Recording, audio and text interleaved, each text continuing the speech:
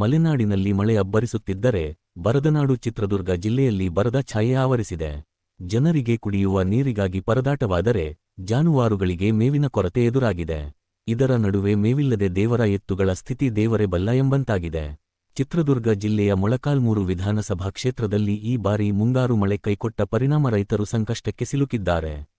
ಮುತ್ತಿಗಾರಹಳ್ಳಿ ಗ್ರಾಮದ ಶ್ರೀಶೈಲ ಮಲ್ಲಿಕಾರ್ಜುನ ಸ್ವಾಮಿಗೆ ಸೇರಿದ 300ಕ್ಕೂ ಹೆಚ್ಚು ದೇವರ ಎತ್ತುಗಳು ಮೇವಿನ ಕೊರತೆಯಿಂದ ಸಾವು ಬದುಕಿನ ನಡುವೆ ಹೋರಾಟ ನಡೆಸುತ್ತಿವೆ.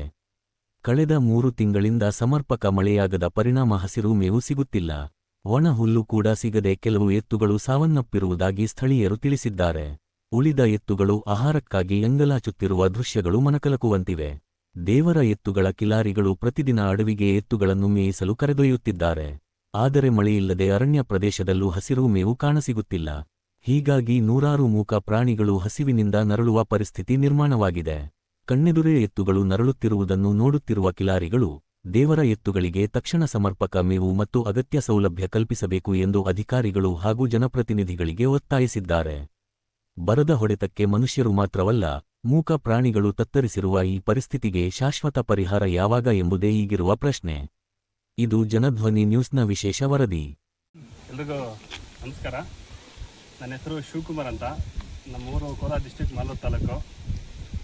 ಏನು ನಾವು ಇಲ್ಲಿ ಬಂದಿರೋ ಉದ್ದೇಶ ಏನಂತಂದರೆ, ಮೇಸ ನಾಯಕ ಅಂದರೆ ಬುಡಕಟ್ಟು ಜನಾಂಗ ತುಂಬ ಇರೋದರಿಂದ ಇಲ್ಲಿ ದೇವರ ಹಸುಗಳಿಗೆ ಇಲ್ಲಿ ಮೇವಿಲ್ಲ ಅಂತ ಹೇಳಿ ನಾನು ಜಸ್ಟ್ ಯಾವುದೋ ಒಂದು ವಿಡಿಯೋ ನೋಡಿದೆ. ತುಂಬ ಮನಸ್ಸಿಗೆ ನೋವಾಯಿತು.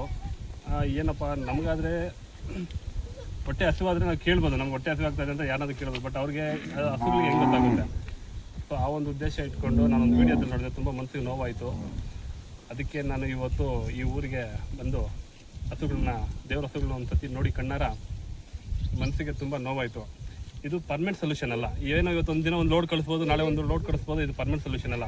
ಟೋಟಲ್ 16 ಎಕರೆ ಲ್ಯಾಂಡ್ ಇದೆ ಅಂತ ಇಲ್ಲಿ. ದಯವಿಟ್ಟು ಇದು ಸಂಬಂಧಪಟ್ಟಂಥ ಇಲಾಖೆ AC ಆಗಲಿ DC ಆಗಲಿ ತಹಶೀಲ್ದಾರ್ ಆಗಲಿ ನನ್ನೊಂದು ಮನವಿ ಅಷ್ಟೇ. ಜಸ್ಟ್ ಇದೊಂದು ದಯವಿಟ್ಟು ಬಂದು ಏನಿದೆಯೋ ಬಂದು ಸರ್ವೆ ಮಾಡಿ ಅದನ್ನು ಕಾಂಪೌಂಡ್ ಹಾಕ್ಸಿ 1-2 ಬೋರ್ ಹಾಕ್ಸ್ಕೊಟ್ರೆ ಅದು ಹಸುಗಳಿಗೆ ಮೇವು ಹಾಕಿದ್ರೆ ಸಾಕು. ಅದ್ರ ಪಾಟಿಗೆ ಅದೇ ನಡೀತಾ ಇರುತ್ತೆ ಜೀವನ. ಅದು ಆ ಥರ ಮಾಡಿದ್ರೆ ಅದೊಂದು ಪರ್ಮನೆಂಟ್ ಸೊಲ್ಯೂಷನ್ ಅಂತ ನನ್ನೊಂದು ಭಾವನೆ. ಇದೆಲ್ಲ ಒಂದು ಲೋಡ್ ತರಿಸ್ಬೋದು, ಹೋಗ್ಬೋದು. ಬಟ್ ಇದೇ ಥರ ಒಂದು ಜೀವನ ಅಲ್ಲ. ಇದು ಮುಂದಿನ ದಿನದಲ್ಲಿ ದೊಡ್ಡ ಮಟ್ಟಿಗೆ ಮಾಡಬೇಕು ಅಂದರೆ ಇದನ್ನು ಪರ್ಮನೆಂಟಾಗಿ ಮಾಡಬೇಕು. ಇದನ್ನು ಸರ್ವೆ ಮಾಡಿಸಿ 16 ಎಕರೆ ಎಲ್ಲಿದ್ದು ಕಾಂಪೌಂಡ್ ಹಾಕ್ಸಿ 4-5 ಬೋರ್ ಹಾಕ್ಸಿ ಅದಕ್ಕೆ ಪರ್ಮನೆಂಟ್ ಸೊಲ್ಯೂಷನ್ ಮಾಡಿದ್ರೆ ಸರ್ಕಾರಕ್ಕೆ ಅದಕ್ಕಿಂತ ಇನ್ನು ನನಗೆ ಬೇರೆ ಇನ್ನೇನಿಲ್ಲ. ತುಂಬ ಖುಷಿ ಆಗುತ್ತೆ. ಅಷ್ಟು ಮಾತ್ರ ಮಾಡಿಕೊಟ್ರೆ. ನಾನು ಹೇಳೋದು ಎರಡೇ ಮಾತು. ಎಲ್ಲ ಆಲ್ರೆಡಿ ನಮ್ಮ ಜನರ ತಿಪ್ಪೇಸಮ್ಮಣ್ಣ ಎಲ್ಲ ಹೇಳಿದ್ದಾರೆ, ನಮ್ಮ ಗೊತ್ತಿರೋರಿಲ್ಲ. ನಾನು ಜಸ್ಟ್ ನಿಮ್ಮ ವೀಡಿಯೋದಲ್ಲಿ ನೋಡಿದ್ದಕ್ಕೆ ನನ್ನ ಮನಸ್ಸಿಗೆ ನೋವಾಗಿ ನಾನು ಯಾರಿಗೂ ಹೇಳಿಲ್ಲ. ಡೈರೆಕ್ಟ್ ಇವತ್ತು ಬಂದೆ, ಇವತ್ತು ನೋಡಿದೆ. ಈ ಥರ ಕಮಿಟ್ಮೆಂಟ್ ಇತ್ತು, ಅದಕ್ಕೆ ಪರಿಹಾರ ಮಾಡಿಕೊಟ್ಟಿದ್ದೀನಿ. ಮುಂದಿನ ದಿನಗಳಲ್ಲಿ ನನ್ನ ಕೈಯಲ್ಲಾಗಿದ್ದು 1-2 ಬೋರ್ ಹಾಕ್ಕೊಡ್ಬೇಕು ಅಂತ ಅಂದ್ಕೊಂಡಿದ್ದೀನಿ. ನನ್ನ ಕೈಯಲ್ಲಾಗಿದ್ದು ನಾನು ಇದು ಮಾಡ್ತೀನಿ ಅಂತೆಲ್ಲ ಸರ್ಕಾರ ಇದಕ್ಕೆ ಗೌರ್ಮೆಂಟು ಸಪೋರ್ಟ್ ಮಾಡಿದ್ರೆ ತುಂಬ ಖುಷಿ ಆಗುತ್ತೆ ಅಂತ ನಾನು ಹೇಳ್ತಾ ಒಂದು 2 ಮಾತು ಮುಗಿಸ್ತಾ ಇದ್ದೀನಿ. ಮುಂದಿನ ದಿನದಲ್ಲಿ ನಿಮ್ಮ ಕೈಯಲ್ಲಾಗಿದ್ದು ನಾನೇ ಅಂತಲ್ಲ ಹೇಳ್ತಿರೋದು, ಎಲ್ಲರಿಗೂ ಇರುತ್ತೆ. ಅವ್ರ ಕೈಯಲ್ಲಾಗಿದ್ದು ಸ್ವಲ್ಪ ಸಪೋರ್ಟ್ ಮಾಡಿದ್ರೆ ಹಸುಗಳಿಗೆ ಒಂದು ಒಳ್ಳೇದಾಗುತ್ತೆ ಅಂತ ನಾನು 2 ಮಾತು ಹೇಳ್ತಾ 2 ಮಾತು ಮುಗಿಸ್ತಾ ಇದ್ದೀನಿ. Thank you brother. ಅಭಿನಂದಿಸ್ತೇನೆ. ಯಾಕೆಂದರೆ ಈ ಒಂದು ಮ್ಯಾಸ್ ಮಂಡಲದ ದೇವ್ರ ಎತ್ತುಗಳು ಅಂತೇಳಿ ಏನು ಇವತ್ತು ಈ ಭಾಗದಲ್ಲಿ ಪ್ರಖ್ಯಾತಿಯನ್ನು ಹೊಂದಿ ಭಾಳಷ್ಟು ಜನರಾಗಿ ಆಗಿರುವಂಥ ಈ ಒಂದು ಸ್ಥಾನಕ್ಕೆ 500 ಸುಮಾರು 400ರಿಂದ 500 ಹಸುಗಳು ಇರುವಂಥ ಹಸುಗಳಿಗೆ ಮಳೆ ಪ್ರಮಾಣ ಕಡಿಮೆಯಾಗಿ ಮೇವಿನ ಅಭಾವವಾಗಿ ಸಾವಿರುವಂಥ ಪರಿಸ್ಥಿತಿ ಬಂದೈತೆ. ಇದನ್ನು ಮಾಧ್ಯಮದಲ್ಲಿ ಹಸುಗಳಿಗೆ ಆಹಾರ ಇಲ್ಲ ಅನ್ನೋ ಒಂದು ಸುದ್ದಿ ತಿಳಿದ ತಕ್ಷಣವೇ ನಮ್ಮ ಮಾಲೂರಿನ ಶಿವಕುಮಾರ್ ಅವರು, ಭಾರತೀಯ ಜನತಾ ಪಾರ್ಟಿಯ ಮುಖಂಡರವರು, ಈ ಭಾಗದ ಮುಖಂಡರು, ಇವರು 10 ಲೋಡನ್ನು ಈಗ ಸದ್ಯ ಪರಿಸ್ಥಿತಿಯಲ್ಲಿ ಮೇವನ್ನು ಒದಗಿಸುವಂಥ ಒಂದು ವ್ಯವಸ್ಥೆ ಮಾಡೋದಕ್ಕೆ ಅವ್ರಿಗೂ ಕೂಡ ನಾನು ಅಭಿನಂದನೆ ಸಲ್ಲಿಸ್ತೇನೆ. ಜೊತೆಗೆ ಮುಂಬರುವ ದಿನಗಳಲ್ಲಿ ಕೂಡ ಇನ್ನೂ ಏನಾದರೂ ಇಂಥ ಮೇವಿನ ಸಮಸ್ಯೆ ಬಂದರೆ ಮುಂದೆ ಕೂಡ ನಾನು ಜೊತೆಗಿರ್ತೀನಿ ಅಂತ ಹೇಳಿದ್ದಾರೆ. ಅವರಿಗೂ ಅದಕ್ಕೋಸ್ಕರ ಮುಂದಿನ ದಿನಗಳಲ್ಲಿ ಈ ಒಂದು ವಿಚಾರವಾಗಿ ಅವರು ಈ ಭಾಗಕ್ಕೆ ಈ ಒಂದು ವಿಚಾರಕ್ಕೆ ಅವರು ಇರಲಿ ಮುಂದಿನ ದಿನಗಳಲ್ಲಿ ಅಂತ ಹೇಳ್ತಾ, ಇಲ್ಲಿ ಮ್ಯಾಸ್ ಮಂಡಲದ ಅಂತಂದರೆ ಒಂದು ವಿಶೇಷ ಒಂದು ಬುಡಕಟ್ಟು ಜನಾಂಗದ ವಿಶೇಷವಾಗೈತಿ. ಇಲ್ಲಿ ಈ ಕಿಲಾರಿಗಳು ಭಾಳ ನೋವು ತೋಡ್ಕೊಂಡ್ರು ಬಂದ ಕೂಡಲೇ. ಯಾಕೆಂದರೆ ಭಾಳಷ್ಟು ಹಸುಗಳು ಮೇವಿಲ್ಲದೆ ಸತ್ತರಂಥ ಪರಿಸ್ಥಿತಿ ಇದೆ. ಈ ಒಂದು ಮಾಧ್ಯಮದ ಮುಖಾಂತರ ಇವತ್ತು ಈ ಮಾಲೂರಿನ ಶಿವಕುಮಾರ್ ಅವರು ಏನು ಇವತ್ತು 10 ಲೋಡನ್ನು ಕೊಟ್ಟಿದ್ದಾರೋ, ಈ ಈ ಮಾಧ್ಯಮದ ಮುಖಾಂತರ ಇನ್ನೂ 100 ಲೋಡನ್ನು ಕೊಡುವಂಥ ಒಂದು ವ್ಯವಸ್ಥೆ ನೀವು ಮಾಧ್ಯಮದವರು ಮಾಡ್ತೀರಂತೇಳಿ ಈ ಒಂದು ಸಂದರ್ಭದಲ್ಲಿ ಹೇಳ್ತಾ, ನನಗೆ ಈ ಒಂದು ವ್ಯವಸ್ಥೆಯಲ್ಲಿ 2 ಮಾತನ್ನು ಅವಕಾಶ ಮಾಡಿ ನಿಮಗೆ ಹೊಲಿಸಿ ನನ್ನ ಮಾತನ್ನು ಮುಗಿಸ್ತೇನೆ. ಮೊಳಕಾಲ್ಮೂರು ತಾಲೂಕಿನ ಬೀಜಿಕೆರೆ ಗ್ರಾಮ ಪಂಚಾಯತಿ ವ್ಯಾಪ್ತಿಯ ಮುತ್ತಿಗೆರಹಳ್ಳಿ ಗೋಶಾಲೆಗೆ ನಾವು ಈ ದಿನ ಬಂದಿದ್ದೀವಿ. ನನ್ನ ಹೆಸರು ಜಿರೇಳಿ ತಿಪ್ಪೇಸ್ವಾಮಿ ಅಂತ. ಇಲ್ಲಿ ಗೋಶಾಲೆಯಲ್ಲಿ ದೇವರೆತ್ತುಗಳು ನೂರಾರು ಸಂಖ್ಯೆಯಲ್ಲಿದ್ದಾವೆ, ಒಂದು 500 ದನಗಳಿದ್ದಾವೆ. ಈ ದೇವರೆತ್ತುಗಳು ನಮ್ಮ ಶ್ರೀಶೈಲ ಮಲ್ಲಿಕಾರ್ಜುನ ನಮ್ಮ ಮ್ಯಾಸ್ಮಂಡಲಕ್ಕೆ ಸಂಬಂಧಪಟ್ಟಂತೆ ದೇವರೆತ್ತುಗಳು. ಈ ದೇವರೆತ್ತುಗಳ ಹತ್ರ ಬಂದಿರೋ ಕಾರಣ ಏನಪ್ಪ ಅಂತಂದರೆ, ಈ ವರ್ಷ ಮಳೆ ಇಲ್ಲ, ಮಳೆ ಆಶ್ರಿತ ಪ್ರದೇಶ ಈ ಭಾಗದಲ್ಲಿ, ಯಾವುದೂ ನೀರಾವರಿ ಮೂಲ ಇಲ್ಲ. ಹಂಗಾಗಿ ನಮ್ಮ ಮಾಲೂರು ಶಿವಕುಮಾರ್ ಅಣ್ಣರು ಅಂತಂದೇಳಿ ನಮ್ಮ BJP ಪಕ್ಷದ ಮುಖಂಡರವರು, ಅಣ್ಣ ಹಿಂಗೆ ದೇವ್ರೆತ್ತುಗಳಿಗೆ ಫೋನ್ ಮಾಡಿ ಪಾಪ ವಿಡಿಯೋ ಮುಖಾಂತರ ನೋಡಿದ್ದೆ, ನನಗೇನು ಯಾರು ಮೇವು ಕೊಡಿಸ್ರಿ ಅಂತ ಕೇಳಿಲ್ಲ.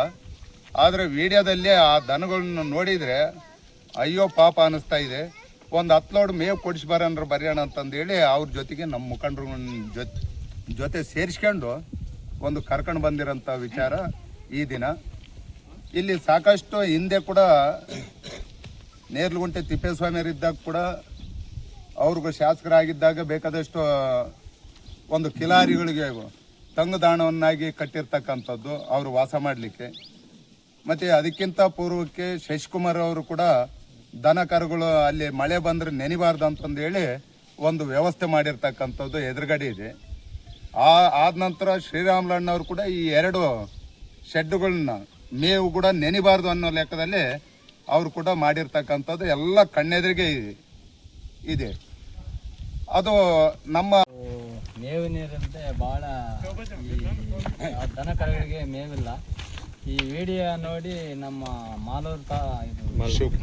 ಮಾಲೂರು ತಾಲೂಕು ಮತ್ತು ಶಿವಕುಮಾರ್ ಸರ್ ಅವರು ಆ ವಿಡಿಯೋ ನೋಡಿ ಹಸುಗಳನ್ನು ಭಾಳ ಅದೇನು ಮಾಡಿ ಅವನ್ನ ನೋಡಲಾರ್ದೆ ಇಮಿಡಿಯೇಟ್ಲಿ ಬಂದು ನಮ್ಮ 300-350 ಕಿಲೋಮೀಟ್ರ್ ಆಗುತ್ತೆ ಅವರು ಇಲ್ಲಿಗೆ ಬರೋಕ್ಕೆ.